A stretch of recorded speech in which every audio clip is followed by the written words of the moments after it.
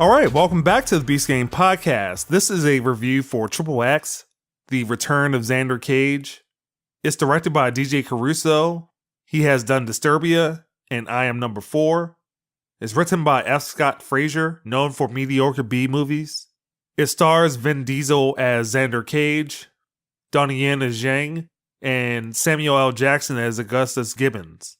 Diesel is known for the Fast and Furious series, Yen mostly for overseas action movies, but has been in Rogue One, and Samuel L. Jackson for Pulp Fiction and various Marvel movies where he plays Nick Fury.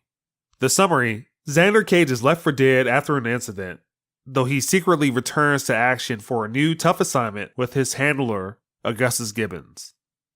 It opens with a monologue from Samuel L. Jackson about why he started the XXX program. Then a satellite crashes where his character is and kills him. Then there's a government meeting about an item called the Pandora's Box, which is a device that uses crashing satellites as a weapon.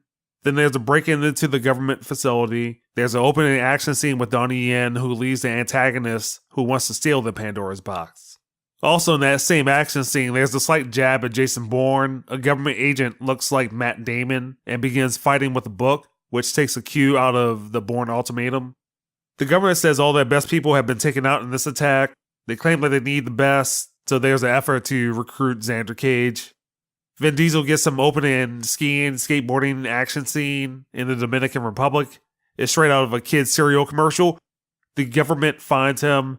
Xander accepts the mission, but doesn't want to work with the government's team. He wants his own band of rejects because they are extreme! And that's where we'll stop. So the rehash trend continues.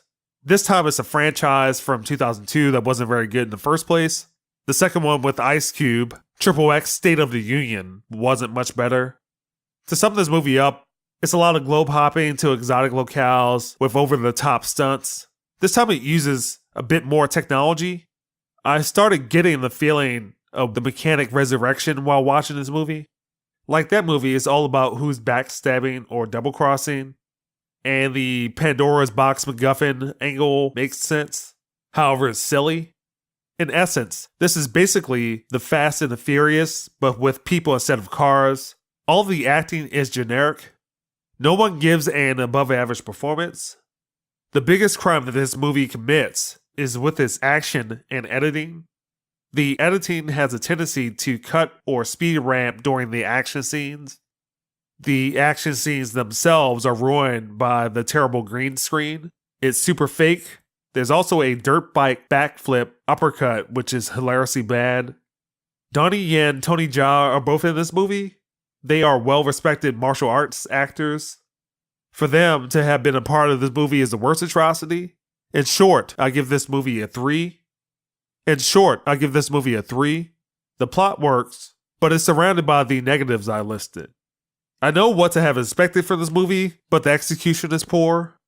It should have been something similar to Crank with Jason Statham. Actually, the directors of that, Neville Dean and Taylor, would have been perfect choices for this movie. They possibly could have made this movie better. This movie done better is the first Expendables movie. That's the Beast Game Podcast. You can find more of our podcasts at beastgame.com, iTunes, Google Play, Stitcher, TuneIn, iHeartRadio, Twitter, and YouTube.